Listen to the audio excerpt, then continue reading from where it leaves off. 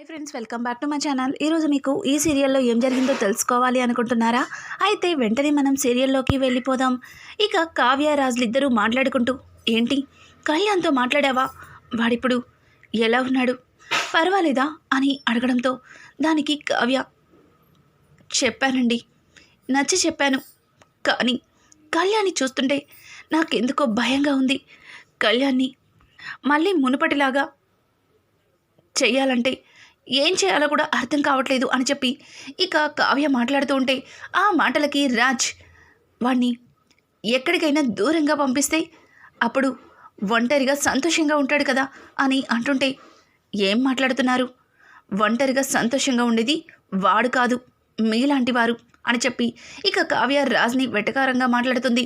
ఇంతలో రాజ్కి ఒక మెసేజ్ రావడంతో రాజ్ ఇక ఆ మెసేజ్ ఏంటా అని రాజ్ ఫోన్ పట్టుకుని చూసేసరికి, అయ్యా రేపు మమ్మీ డాడీ వాళ్ళ యానివర్సరీ అని చెప్పడంతో దానికి కావ్య అవును అన్నట్టుగా నవ్వుతూ ఉంటుంది.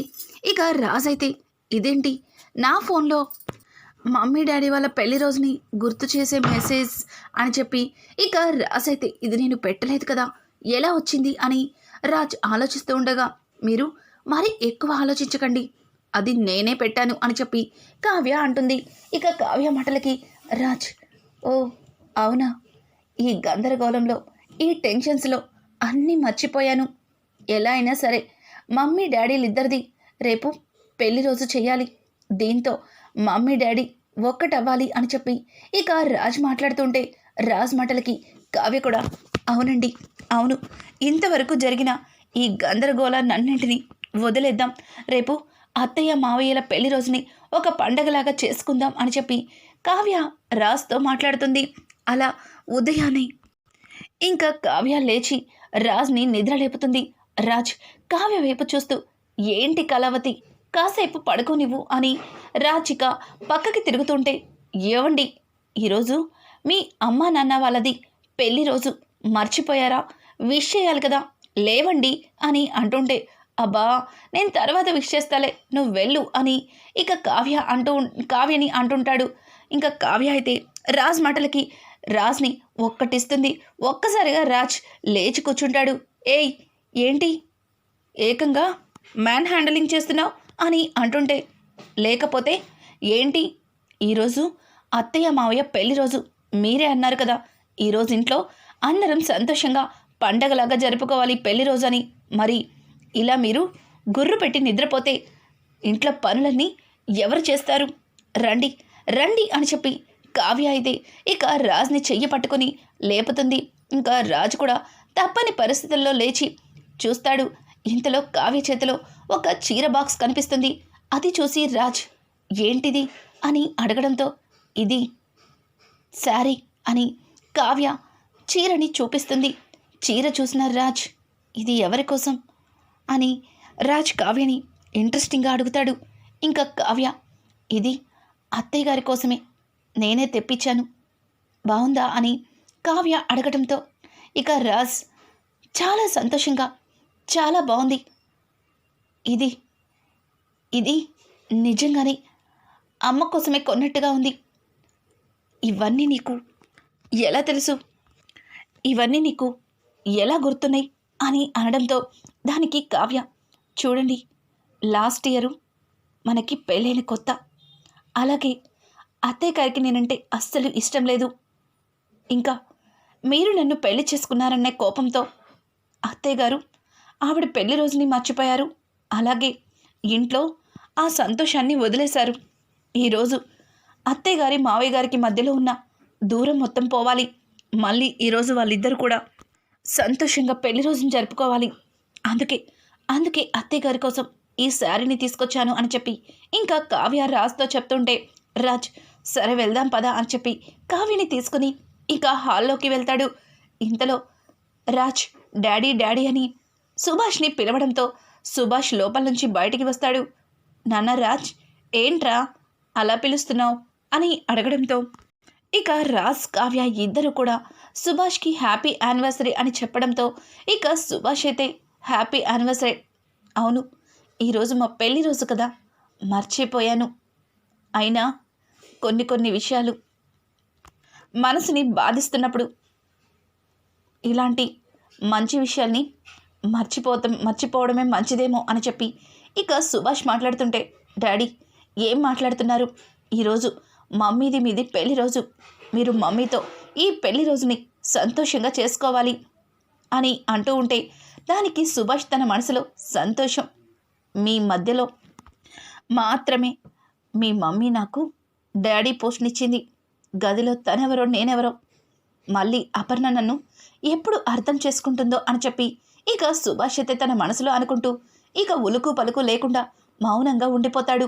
కావ్య అయితే మావయ్య గారు అని గట్టిగా పిలవడంతో ఒక్కసారిగా సుభాష్ ఉలిక్కిపడి, చెప్పమ్మ కావ్య అని కావ్యని అడుగుతాడు. నాకు తెలుసు మీరు ఏం ఆలోచిస్తున్నారో నేను అర్థం చేసుకోగలను.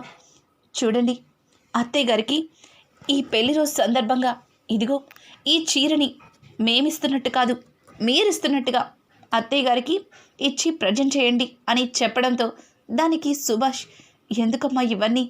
వద్దులేమ్మా, మీ అత్తయ్యకి ఇలాంటి ఏమీ నచ్చవు అని చెబుతుంటే, మావయ్య గారు నాకు తెలుసు ప్రతి సంవత్సరం అత్తయ్య గారికి పెళ్లి రోజు నాడు మీరు ఏదో ఒక బహుమతి ఇచ్చేవారు. కానీ ఇప్పుడు ఈ ఇంట్లో జరిగిన గొడవల వల్ల, ఇప్పుడున్న పరిస్థితుల వల్ల అవన్నీ జరగవేమో అన్న భయంతోనే ముందుగా ఈ చీరని తీసుకొచ్చాను. ముందు చీర తీసుకెళ్ళి అత్తయ్య గారికి మీరిస్తున్నట్టుగానే ఇవ్వండి. ఖచ్చితంగా అత్తయ్య గారు మిమ్మల్ని అర్థం చేసుకుంటారు, ఈ చీరని తీసుకుంటారు అని చెప్పి ఇక కావ్య అయితే సుభాష్కి చెప్తుంది. సుభాష్ లోపలికి వెళ్ళేసరికి అప్పుడే అపర్ణ స్నానం చేసుకుని బయటికి వస్తుంది. అపర్ణ అని పిలవడంతో ఇక అపర్ణ మౌనంగా సుభాష్ వైపు చూస్తుంది. సుభాష్ ఆ చీరని చూపించి, ఈరోజు మనది పెళ్లి రోజు, హ్యాపీ యానివర్సరీ, నీకోసం ఈ చీరని తీసుకొచ్చాను, తీసుకో అపర్ణ అని చెప్పి ఇక సుభాష్ అయితే అపర్ణకి చీరని ఇవ్వడంతో అపర్ణ ఆ చీరని తీసుకుని థ్యాంక్స్ అని చెప్పి అక్కడి నుంచి వెళ్ళిపోతుంది. ఇక కొంతసేపటికి అపర్ణ ఆ చీరని కట్టుకొని బయటికి రావడంతో సుభాష్ చాలా సంతోషంగా రాజ్నల్లి హక్ చేసుకుంటాడు. ఒక్కసారిగా రాజ్కి ఏమీ అర్థం కాదు. డాడీ ఏమైంది అని అడగడంతో, రేయ్ మీ మమ్మీ నేనిచ్చిన చీరని కట్టుకుంది అంటే మీ మమ్మీ నన్ను క్షమించిందన్నమాటే కదా. ఈరోజు నాకు చాలా సంతోషంగా ఉంది. ఇదంతా నువ్వు కావ్య వల్లేరా అని చెప్పి ఇక సుభాష్ అయితే తెగ సంబరపడిపోతాడు. ఇంతలో సుభాష్ అపర్ణ గదిలో నుంచి బయటకు రావడంతో అపర్ణ దగ్గరికైతే వెళ్తాడు. అపర్ణ, నన్ను క్షమించావు కదా, తెలుసు, నువ్వు నన్ను క్షమించావని బాగా తెలుసు, అందుకే కదా నేనిచ్చిన చీరని కట్టుకున్నావు అని చెప్పి ఇక సుభాష్ తెగ సంబరపడిపోతుంటే, అపర్ణ చూడండి, మరి ఎక్కువ ఆనందపడకండి, ఈ చీరని మీరు తేలేదని నాకు తెలుసు, ఇది కావ్య రాజులిద్దరూ మీరు ఇవ్వమన్నట్టుగా ఇవ్వమని చెప్పినట్టు కూడా నాకు తెలుసు. వాళ్ళని బాధ పెట్టకూడదు కాబట్టే కేవలం మీ చేతుల మీద ఇచ్చిన ఈ చీరని తీసుకుని కట్టుకున్నాను. అదే మీరు తెచ్చుంటే ఈ చీరని తాకనైనా తాకేదాన్ని కాదు అని చెప్పి అపర్ణ ఇక సుభాష్కి చాలా గట్టిగా చెప్తుంది. ఒక్కసారిగా సుభాష్ మౌనంగా చాలా బాధగా, అపర్ణ నువ్వు ఇంకా నన్ను అర్థం చేసుకోలేదా అని అంటుంటే, అర్థం చేసుకున్నాను కాబట్టే నలుగురిలో మీ భార్యగా మీ గౌరవ మర్యాదల్ని కాపాడుతున్నాను అని చెప్పి ఇక అపర్ణ అక్కడి నుంచి వచ్చి హాల్లో కూర్చుని ఉంటుంది. ఇక ఇంతలో అందరూ కూడా అపర్ణకి అలాగే సుభాష్కి హ్యాపీ యానివర్సరీ చెప్తారు. ఇక ఇందిరాదేవి అయితే, నాన్న రాజ్, ఈరోజు మీ అమ్మా నాన్నల పెళ్లి రోజు, ఈ పెళ్లి రోజు వేడుకని సంతోషంగా చేసుకోవాలి. ఇంతవరకు ఇంట్లో జరిగిన గొడవల వల్ల ఎవ్వరూ సంతోషంగా లేరు. ఈ రోజుతో ఆ గొడవలన్నింటినీ మర్చిపోవాలి అని అంటుంటే ఇక కళ్యాణ్ పైనుంచి కిందకి దిగుతూ, నానమ్మ నేనుండగా ఆ ఏర్పాట్లన్నీ అన్నయ్యకెందుకు, నేను చూసుకుంటా, ఏర్పాట్లన్నీ దగ్గరుండి నేనే చేస్తా అని చెప్పి కళ్యాణ్ ఒక్కసారిగా ఆనందంగా ఇక ఇంట్లో అందరితో మాట్లాడుతుంటే కళ్యాణ్ మొహంలో ఆనందం చూసి కావ్యరాజులిద్దరూ షాక్ అవుతారు, అలాగే ఆనందపడతారు. ఇక కావ్య అయితే కళ్యాణ్ని అలానే చూస్తుంటే ఇక కళ్యాణ్, ఏంటొదినా అలా చూస్తున్నారు, మీరే కదా రేపటి నుంచి కొత్త జీవితాన్ని మొదలు పెట్టాలి అని, ఈ రోజు నుంచి నా కొత్త జీవితం మొదలవుతుంది. పెద్దనాన్న పెద్దమ్మల పెళ్లి రోజుని చాలా గ్రాండ్గా సెలబ్రేట్ చేసుకోవాలి అని చెప్పి ఇక కళ్యాణ్ అయితే అందరి ముందు ఆనందంగా చెప్తాడు. కళ్యాణ్ మొహంలో సంతోషం చూసి ఇంట్లో అందరూ కూడా ఆనందపడతారు. ఇంతలో రుద్రాణి అక్కడికి వచ్చి, అనయ్య, వదిన, హ్యాపీ యానివర్సరీ వదిన, ఎంతైనా నువ్వు చాలా గ్రేట్.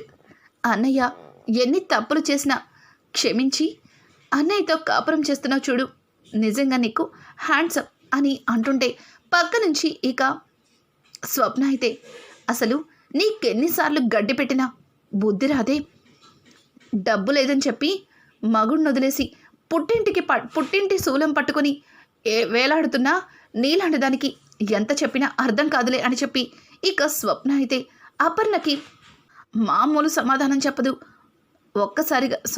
రుద్రాణికి మామూలు సమాధానం చెప్పదు. ఇక రుద్రాణి అయితే స్వప్న అని గట్టిగా అరుస్తుంటే, ఏంటి అరుస్తున్నావు? నువ్వు చేసిందేమైనా తప్ప? ఇంట్లో అందరం సంతోషంగా ఉంటే అస్సలు ఓర్వలేవు. నీలాంటిది ఇలా ఇక్కడ కాదు, అండమాన్ దీవుల్లో ఉండాలి. ఒంటరిగా ఉంటేనే నీకు బుద్ధొస్తుంది అని చెప్పి స్వప్న ఇక రుద్రాణిని తిడుతుంటే, రాహుల్, ఏయ్ స్వప్న, మా మమ్మీని ఇష్టం వచ్చినట్టు మాట్లాడితే ఏం చేస్తావు? నోరు మూసుకోపోతే మీ మమ్మీతో పాటు నిన్ను కూడా అక్కడికే పార్సిల్ చేస్తా. ఇంకొక మాట మాట్లాడావంటేనా అని చెప్పి స్వప్న ఇక రాహుల్ నోరు మోయిస్తుంది. ఇంకా ఇంట్లో అందరూ కూడా సంతోషంగా అపర్ణ అలాగే సుభాష్ల పెళ్లి రోజుని సెలబ్రేట్ చేసుకోవాలని సంతోషంగా ఉంటారు. ఇక అపర్ణ మాత్రం రుద్రాణి అన్న మాటలకి కాస్త బాధపడుతుంది. పక్కన ఉన్న సుభాష్ కూడా అపర్ణ మాటలకి కాస్త ఇబ్బంది పడతాడు. ఇక రాజైతే కావ్య ఒంటరిగా దొరికితే తన మనసులో మాటని చెప్పాలి అనుకుంటాడు. కావ్య ఎక్కడ ఉంటే అక్కడికి కావ్య చుట్టూ కుక్కపిల్లలా తిరుగుతాడు. ఇక కావ్యరాజులిద్దరి మధ్యలో ఉన్న బంధం మరింత బలపడుతుందా, అలాగే అప్పుకి కళ్యాణ్ ఎలా దగ్గరవుతాడు? రానున్న ఎపిసోడ్స్ అయితే మరింత ఇంట్రెస్టింగ్గా మారిపోతున్నాయి. ఈ వీడియో మీకు నచ్చినట్టయితే లైక్ చేసి సబ్స్క్రైబ్ చేసుకోవడం మాత్రం మర్చిపోకండి. Thanks for watching. Hi friends, welcome back to my channel. ఈరోజు మీకు ఈ సీరియల్లో ఏం జరిగిందో తెలుసు.